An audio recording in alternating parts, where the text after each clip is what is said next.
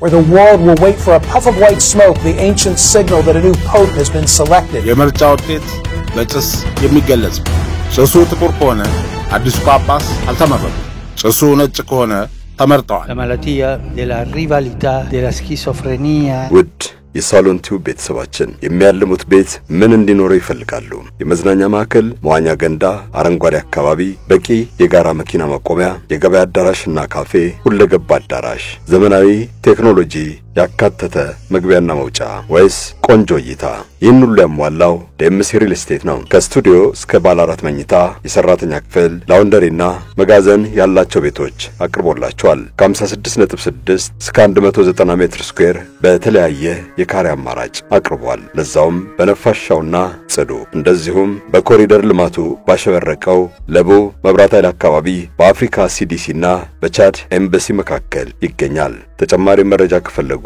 በ0938 89 66 89 ወይም በ0913 80 45 88 ደውለው ሲመጡ የዋጋ ቅናሹ ከ30 በመቶ ወደ 35 በመቶ ከፍ ብሎ ያገኙታል ይድል ድጋሚ ያገኝምና አያምልጦት Annuncio vobis gaudium magnum እስከ ሰሞነኛው ምርጫ ድረስ የማይታወቅ አሁን ግን ከዶናልድ ትራምፕ ከሆሊውድ ከዋክብትና ከኤለን መስክ በላይ ታዋቂ ሆነ አሜሪካዊ ብቅ ብሏል ac reverendissimum dominum አሜሪካዊው ካርዲናል ሌዮ 14ኛ አዲሱ የካቶሊካዊት ቤተክርስቲያን ርዕሰ ሊቃነ ጳጳሳት ሆነው ተሰይመዋል አሁን የካርዲናሎች ጉባኤ አሜሪካዊውን ሮበርት ፍራንሲስ ፕሬቮስትን 267ኛው የሮም ቤተክርስቲያን ጳጳስና የመላዋ ካቶሊካዊት ቤተክርስቲያን ርዕሰ ሊቃነ ጳጳሳት አድርጎ መርጧቸዋል Where the world will wait for a puff of white smoke, the ancient signal that a new pope has been selected.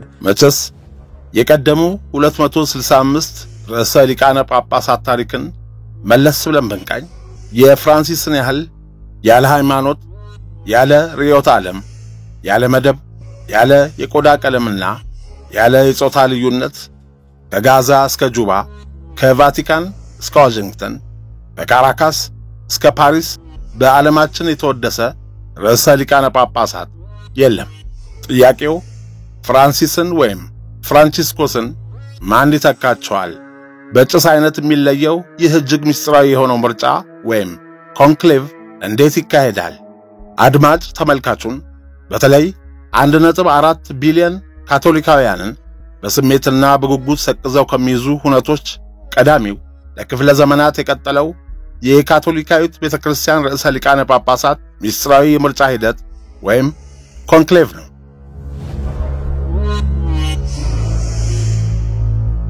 የካቶሊካዊቷ ቤተክርስቲያን 266ኛው ሊቃነ ጳጳሳት ፖፕ ፍራንሲስ በትንሣኤ ማግስት በ88 ዓመታቸው በዚህ ዓለም ድካም አርፈዋል በነገራችን ላይ ከላቲን አሜሪካ የመጡ የመጀመሪያው ጳጳስ የመጀመሪያው የኢየሱሳውያን ጳጳስና ከ1200 ዓመታት በኋላ የመጀመሪያው አውሮፓዊ ያልሆኑ ጳጳስ ነበሩ fratelli e sorelle buonasera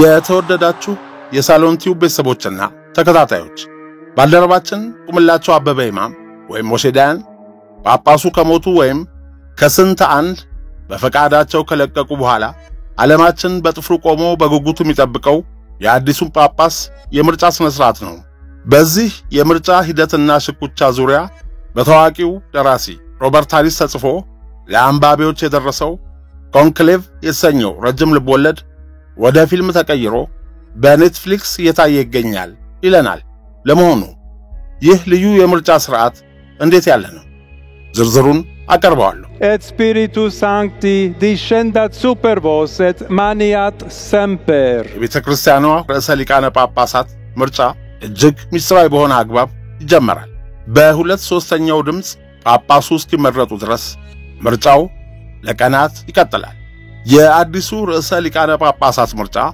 በሮም በሚገኙት ብፁዓን ካርዲናሎች አማካይነት የሚካሄድ ሲሆን ቀጥሎም እያንዳንዱ መራጭ ካርዲናል በዩኒቨርስ ዶሚኒቲ ግሬጂስ ወይም መላው የእግዚአብሔር መንጋ በሚለው የቤተክርስቲያኒቱ ሐዋርያዊ ደንብ አንቀጽ 53 ላይ እንደተደነገገው ምርጫውን በታማኝነት ለማካሄድ ቃለ መሐላን ይፈጽማሉ በቃለ መሐላው መሰረት የተመረጠ ካርዲናል የቅዱስ ጴጥሮስን ሐዋርያዊ መንበር ወይም የኩላዊት ቤተክርስቲያን እረኝነትን በታማኝነት ለመፈጸም ቃል ይገባል። ከዚህም በተጨማሪ ካርዲናሎቹ ከርዕሰ ሊቃነ ጳጳሳት ምርጫ ጋር በተያያዙ ጉዳዮች ላይ ፍጹም ምስጢራዊነትን ለመጠበቅና በምርጫ ውስጥ ማንኛውንም የውጭ ጣልቃ ገብ ሙከራዎችን ከመደገፍ ለመቆጠብ ቃል ይገባሉ። በዚህ ጊዜ ጳጳሳዊ የሥርዓተ አምልኮ አስተባባሪ አባት በተጨማሪ የኮንክላቭ ወይም የዝግ ጉባኤ አባል ያልሆኑ አባቶች ኤክስትራ ኦምኒስ የሲስቲን ጸሎት ቤትን እንዲለቁ ትእዛዝ ያስተላልፋሉ። ከመራጭ ካርዲናሎች በተጨማሪ በጸሎት ቤት ውስጥ መቅረት የሚችሉት ሁለተኛውን አስተንትኖ ለመምራት የተሰየሙት አባትና የሥርዓተ አምልኮ አስተባባሪ አባት ብቻ ናቸው። የአስተንትኖው ዋና ዓላማ በመራጭ ካርዲናሎች ላይ ባለው ከፍተኛ ኃላፊነት ላይ ያተኮረና በእግዚአብሔር ፊት ለዓለም አቀፋዊት ቤተክርስቲያን ጥቅም ሲባል ምርጫውን በግልጽ በመተግበር አስፈላጊነት ላይ ያተኮረ ይሆናል። አስተንትኖው አንዴ ከቀረበ በኋላ ሁለቱም ማለትም የሥርዓተ አምልኮ አስተባባሪ አባትና አስተንትኖን ለመምራት የተሰየሙት አባት ከጸሎት ቤቱ ይወጣሉ።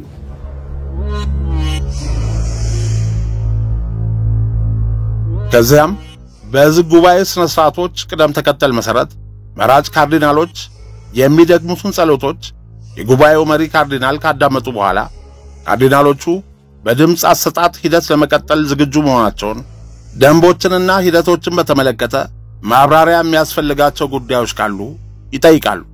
አዲስ ርዕሰ ሊቃነ ጳጳሳትን በትክክል ለመምረጥ ከመራጮች ድምጽ መካከል 2/3 አብላጫ ድምጽ ያስፈልጋል።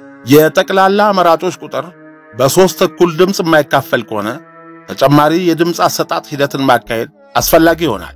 ድምጽ መሰጠት የሚጀመረው በመጀመሪያው ቀን ከሰዓት በኋላ ከሆነ ለአንድ ዙር ብቻ ሆኖ በቀጣዮቹ ቀናት ጠዋትና ከሰዓት በኋላ በማድረግ 2 የምርጫ ሂደቶች ይካሄዳሉ። የምርጫ ድምጾች ከተቆጠሩ በኋላ ሁሉም የድምጽ መስጫዎች ወረቀቶች እንዲቃጠሉ ይደረጋል። የድምጽ መስጫ ውጤቱ ርዕሰ ሊቃነ ጳጳሳት አለመመረጣቸውን የሚገልጽ ከሆነ በሲስቲን ጸሎት ቤት በኩል ጥቁር ጭስ እንዲወጣ ይደረጋል። ርዕሰ ሊቃነ ጳጳሳት የተመረጡ እንደሆነ ግን በጭስ መውጫው በኩል ነጭ ጭስ እንዲወጣ ይደረጋል።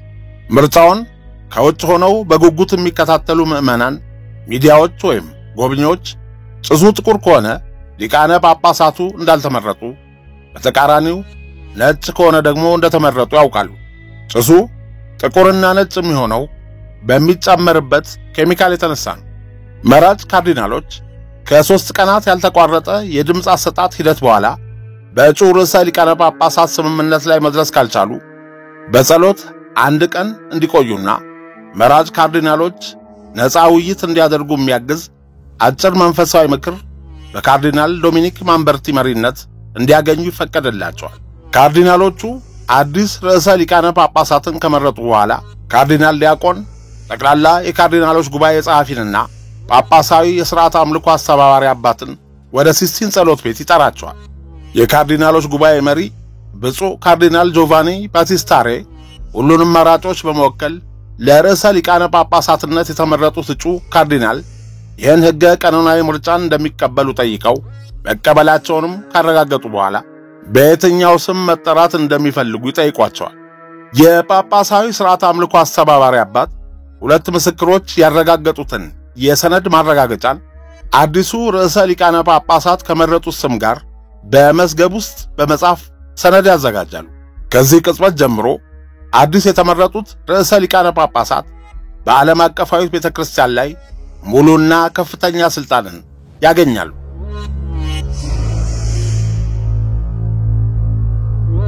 ኮንክሌቭ ወይም የካርዲናሎች ዝግ ጉባኤ ይህ ከሆነ በኋላ ወዲያውኑ ያበቃል። ከዚያም መራጭ ካርዲናሎች አዲስ ለተመረጡት ርዕሰ ሊቃነ ጳጳሳት ያላቸውን አክብሮት በመግለጽ ለመታዘዝም ቃል በመግባት እግዚአብሔርን ያመሰግናሉ። ካርዲናል ዲያቆን በመቀጠል አዲስ ርዕሰ ሊቃነ ጳጳሳት መመረጣቸውን እንዲሁም ስማቸውን ለምዕመናን እንዲህ በማለት በይፋ ያውጃሉ። ታላቅ ደስታን እናበስራለን፣ ርዕሰ ሊቃነ ጳጳሳት ተመርጠዋል በማለት በተለመደው መንገድ ያሳውቃሉ። ወዲያውም አዲሱ ርዕሰ ሊቃነ ጳጳሳት በቅዱስ ጴጥሮስ ባዚሊካ የፊት ለፊት ሰገነት በኩል ለሮም ከተማ ነዋሪዎችና ለመላው ዓለም ሐዋርያዊ ቡራኪያቸውን ይሰጣሉ። የመጨረሻ ተግባር የሚሆነው የርዕሰ ሊቃነ ጳጳሳት የምረቃ በዓል ማክበር ሲሆን አመቺ በሆነ ጊዜ ውስጥ አዲሱ ርዕሰ ሊቃነ ጳጳሳት የቅዱስ ዮሐንስ ዘላተራን ፓትርያርካዊ ሊቀ ባዚሊካን በመደበኛነት ተረክበው ሐዋርያዊ አገልግሎታቸውን በይፋ የሚጀምሩበት ይሆናል። ስለ ሚስጥራዊ ምርጫ ይህን ያህል ካልን ስለ 266ኛው ርዕሰ ሊቃነ ጳጳሳት ፍራንሲስ አስደናቂ የሕይወት ታሪክና የጵጵስና ዘመን ትንሽ እንበል። Fratelli cardinali sono andati a prenderlo. ርዕሰ ሊቃነ ጳጳሳት ፍራንሲስ በአውሮፓውያኑ የዘመን አቆጣጠር ታኅሳስ 17 ቀን 1936 በቦነስ አይረስ አርጀንቲና ውስጥ በሆርጌ ማሪዮ ቤርጎሊዮ የተወለዱ ሲሆን በመጋቢት 13 ቀን 2013 የሮማ ካቶሊክ ቤተክርስቲያን 266ኛ ርዕሰ ሊቃነ ጳጳሳት ሆነዋል። ከ12 ዓመታት አገልግሎት በኋላ ከዚህ ዓለም ድካም በዚያ ሰሞን አርፈዋል። የእሳቸው መመረጥ በካቶሊክ ቤተክርስቲያን ውስጥ የነበረን አሰራርና ልማድ ለውጧል። በቤተክርስቲያኗ ተሐድሶ አምጥተዋል።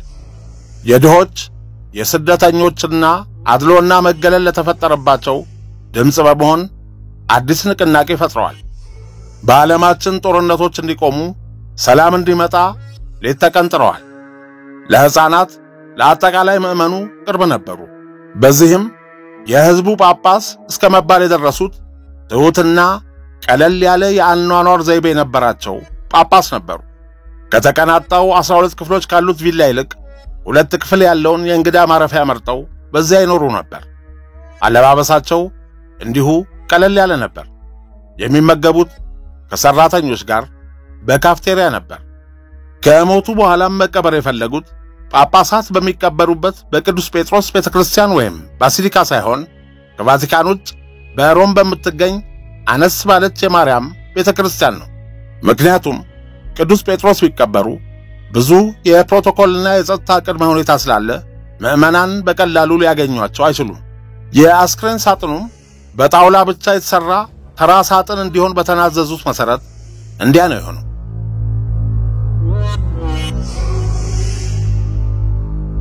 በአጠቃላይ ከእሳቸው በፊት ከነበሩት ጳጳሳት በላይ በዓለማችን ላይ ተጽዕኖ መፍጠር የቻሉ ነበሩ። እንደሳቸው በመላው ዓለም ተዟዙሮ ወንጌልን፣ ፍቅርንና ሰላምን የሰበከ የለም ቢባል ማጋነን አይሆንም። ፖፕ ቤኔዲክት 16ኛ ከ600 ዓመታት በኋላ ለመጀመሪያ ጊዜ በፈቃዳቸው ከኃላፊነት ሲለቁ በ2013 ጉባኤ በተካሄደ ሚስጥራዊ ምርጫ እነሱ ኮንክሌቭ ይሉታል ቤርጎሊዮን ጳጳስ አድርጎ መረጠ። ለጵጵስናቸው ፍራንሲስ የሚለውን ስም መረጡ።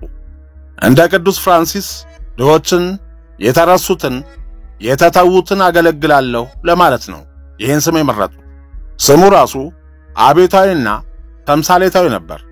ይህም ካለፈው መላቀቅና ወደ ትህትና፣ ሰላምና የአገልግሎት መሰረታዊ እሴቶች መመለሱን ያመለክታል። የርዕሰ ሊቃነ ጳጳሳት ፍራንሲስ አመራር በአካታችነትና በተሐድሶ የተቃኘ ሲሆን ስለ ጵጵስና የነበረውን ዓለም አቀፋዊ ግንዛቤ ቀይረዋል። ያልተወሳሰበ ሥርዓትን ተደራሽ ከማድረግ ባሻገር ትህትናን የጵጵስናታቸው መነሻ አድርገዋል። ከሐዋርያዊ ቤተ መንግሥት ይልቅ በቫቲካን የእንግዳ ማረፊያ መኖርን፣ የእስረኞችንና የስደተኞችን እግር በማጠብ ጉዞአቸውንና ትኩረታቸውን ከበለጸገው ዓለም ይልቅ በድህነትና በኋላ ቀርነት ወደሚቆራመደው ዓለም አደረጉ። የእሳቸው ዋና ዋና ትኩረት ድሆችንና የተገለሉ ሰዎችን ማገልገል፣ በሃይማኖቶች መካከል ውይይትን ማበረታታትና ስለ ሰላም መስራት፣ የዓለምን እኩልነት ማቀንቀንና የአየር ንብረት ለውጥን አሳሳቢነት ማሳሰብ፣ የቫቲካንን ቢሮክራሲ ማሻሻል፣ የጾታ ጥቃትን ፊት ለፊት መጋፈጥና ማውገዝ ነበር። ርዕሰ ሊቃነ ጳጳሳት ፍራንሲስ በጥልቅ የካቶሊክ ስነ መለኮት ውስጥ የተመሰረቱ ቢሆንም በወቅታዊ ዓለም አቀፍ ጉዳዮች ላይ ንቁ ተሳታፊና ተራማጅ አስተሳሰብ የነበራቸው አባት ነበሩ። በ2015 አካባቢን መንከባከብ ድሆችን መንከባከብ ነው በሚል ዓለም አቀፍ ንቅናቄን እስከ ማቀጣጠል ደርሰው ነበር። ስግብግብነት ከሸማችነት ተጃምለው የአየር ንብረት ለውጡን እያባባሱት ነው በሚል በተደጋጋሚ ትችት ያቀርቡ ነበር። ርዕሰ ሊቃነ ጳጳሳት ፍራንሲስ ገንዘብን እንደ ጣዖት ማምለክንና ድሆችን የሚያገል ኢኮኖሚያዊ ስርዓትን በአደባባይ ያወግዙ ነበር። አገራት ግድግዳዎችን ሳይሆን ድልድዮችን በመገንባት ስደተኞች እንዲቀበሉም ጥረዋል። እንዲሁም በምድራችን ሰላም እንዲሰፍን፣ ጦርነቶች በሰላም እንዲቋጩ ከጁባ እስከ ካርቱም፣ ከኪየቭ እስከ ሞስኮ፣ ከደማስቆ እስከ ካራካስ ወጥተዋል።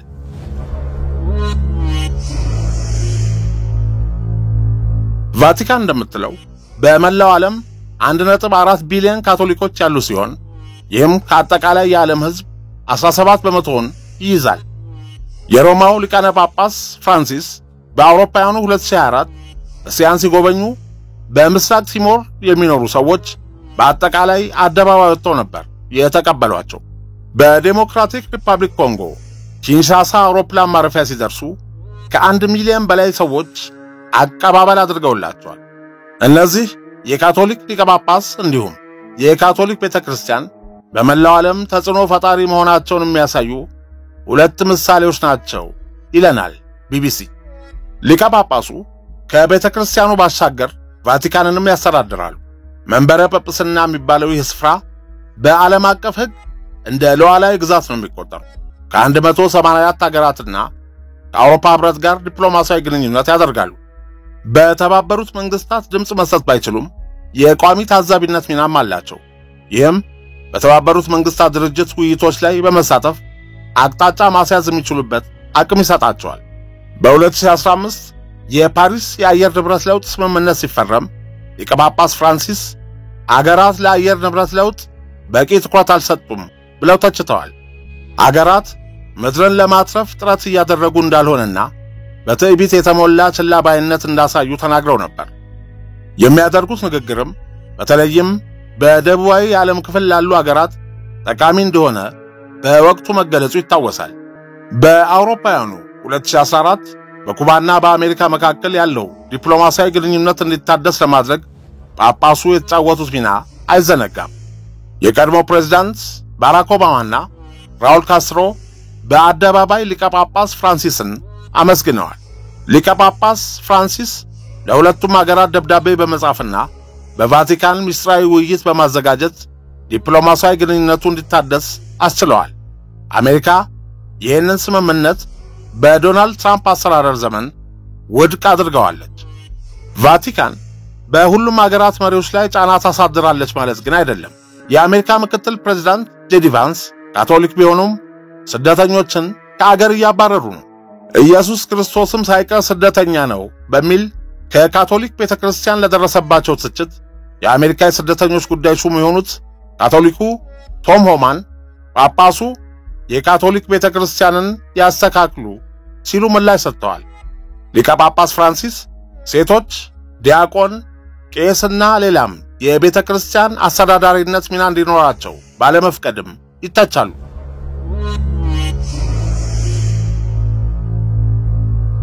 በላቲን አሜሪካ አሁንም የካቶሊክ ቤተክርስቲያን ጫና ብታሳድርም ከጊዜ ወደ ጊዜ ተጽዕኖዋ እየቀነሰ መጥቷል። በርካታ ካቶሊኮች በሚኖሩባት ብራዚል በቀጣይ 5 ዓመታት በርካታ ተከታዮች ያሉት ሃይማኖት ሆኖ እንደማይቀጥል ተንታኞች ይገምታሉ።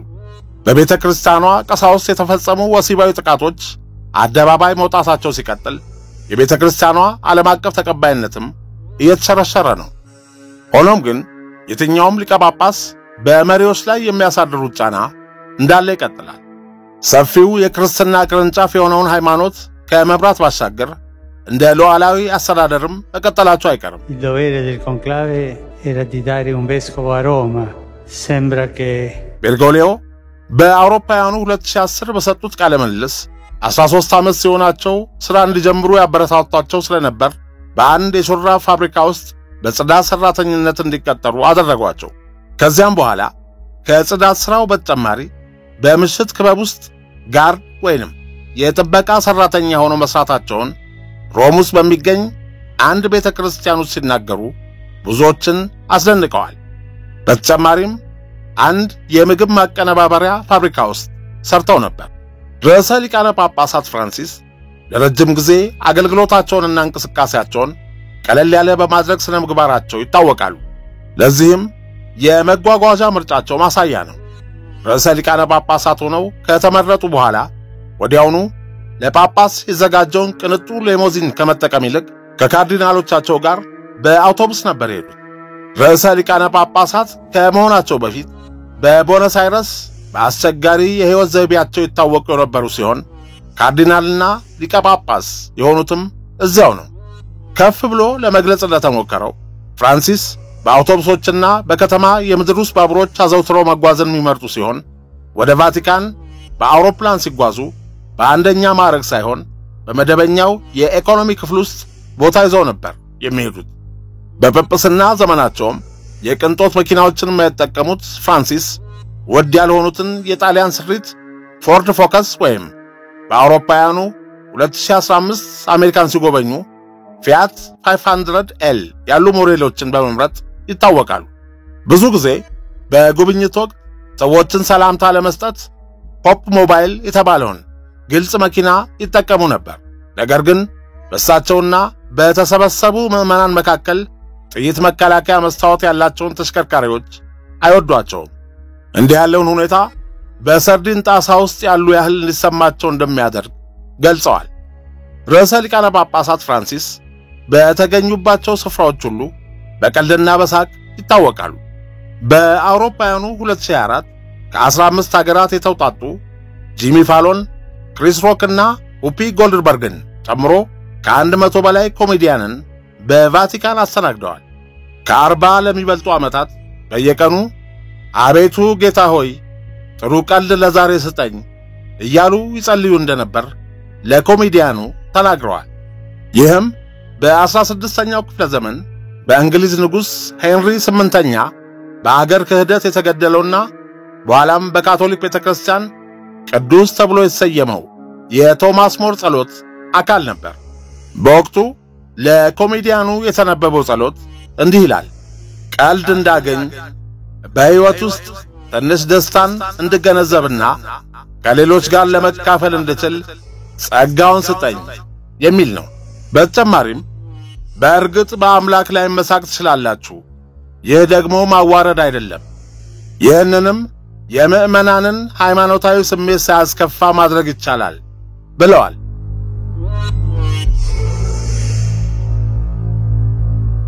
ፖፕ ፍራንሲስ ለመጨረሻ ጊዜ በኤክስ ገጻቸው ላይ መልእክት ያስተላለፉት ከህልፈታቸው አንድ ቀን ቀደም ብሎ የፋሲካ ዕለት ነበር። በመልእክታቸውም ክርስቶስ ተነስቷል። እነዚህ ቃላት የመኖራችንን አጠቃላይ ትርጉም ይይዛሉ፣ ምክንያቱም እኛ የተፈጠርነው ለሕይወት እንጂ ለሞት አይደለም ብለው ነበር። የነገ ሰው ይበለን። ሻሎም አሜን።